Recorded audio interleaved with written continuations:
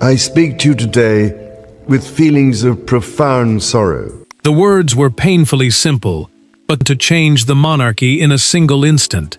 King Charles had entered the private gathering as sovereign, father and guardian of an institution older than anyone in the room.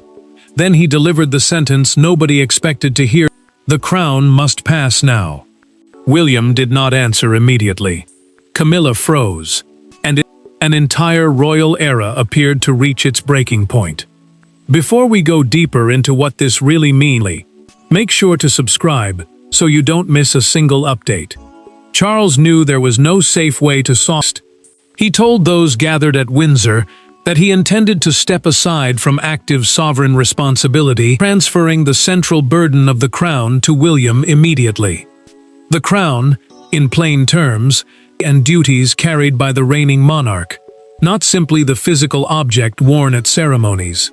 This was a reduction of work.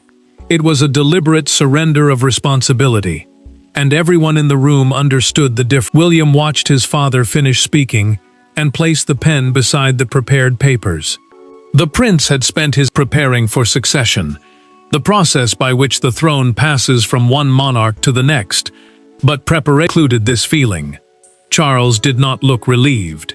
He looked drained. For the future king, that of the hand said more than any formal declaration could. His father was not escaping duty. He was carrying it any longer might damage the people he was trying to protect. Camilla did not move at first. Sort asked whether the decision was truly final, and the question came with more pain than challenge. Charles said, postponing what he now believed was unavoidable would hurt both the family and the monarchy. Certainty in his voice, but certainty did not make the answer easier. For her, this was not only about title, it was about the life beside him changing with them. William felt the room tighten again when Charles acknowledged conversations about an accelerated transition had already taken place. The prince realized his father had been prepared before the family ever entered that room. Anne noticed something else. The Princess Royal had read enough to understand careful wording, and the transition document in front of Charles carried language suggesting the time forward abruptly. Anne looked from the papers to her brother, and William followed her expression. Something specific. The future king finally broke the silence with the question everyone now feared, and that made today different. Charles had announced the end of one chapter, but before William could understand him, he would have to understand the people who stood to lose the most when his father finally stepped aside. Succession can look cold from the outside. Names, titles, ceremonies, ancient rules.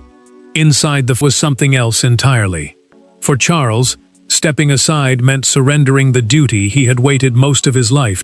For William, accepting meant inheriting a burden he had spent decades preparing to carry. And for Camilla, announcement threatened something quieter but equally personal.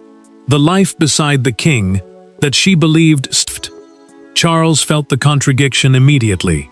Part of him believed he had finally made the responsible choice. Part was grieving what that choice would cost.